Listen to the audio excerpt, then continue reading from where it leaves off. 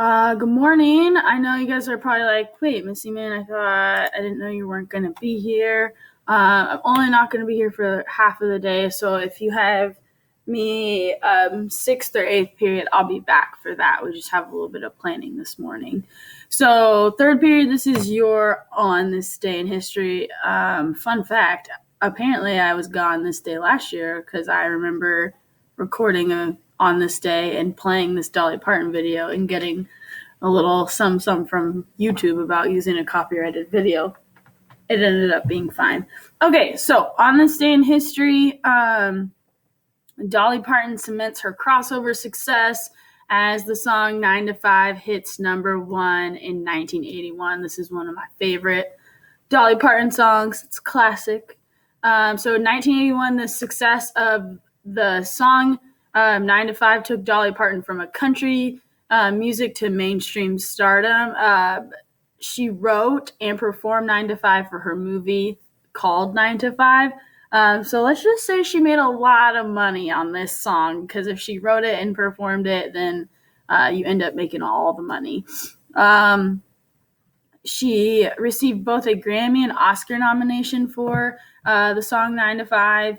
The song reached number 1 on the pop chart, which is really a big deal. And it's extremely popular personality and hugely famous. Dolly Parton. Okay, sorry.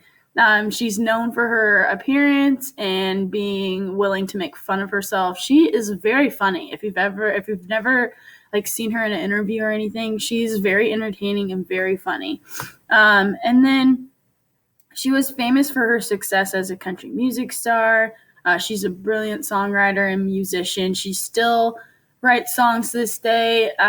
More recently, she has done some stuff with Netflix. If you've ever seen the movie Dumpling, that was her. She produced it. And then the it's short series called Heartstrings that she also produced that one.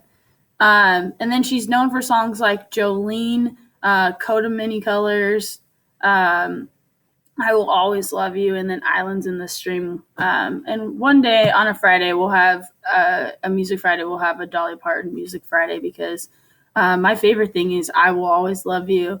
Was really made famous by Whitney Houston, but it's a Dolly Parton song. And yes, it's a love song, but she actually wrote it because her manager or something, they had a really great relationship, but they eventually had to part ways. And so it was kind of to him saying, I'll always love you. Thanks for doing what you did for me. So that's kind of interesting too. Okay, I'll play a little bit of the song, and if I don't get a chance to, I'll play it for you, because these videos can only be 5 minutes now. They used to be able to be 10 minutes.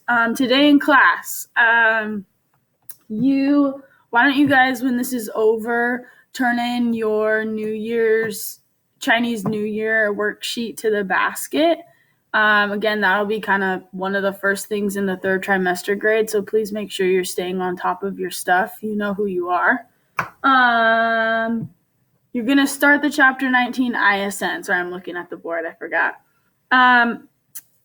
This is kind of an interesting ISN because we're going to do it in 2 parts. The sections of reading aren't very, very long.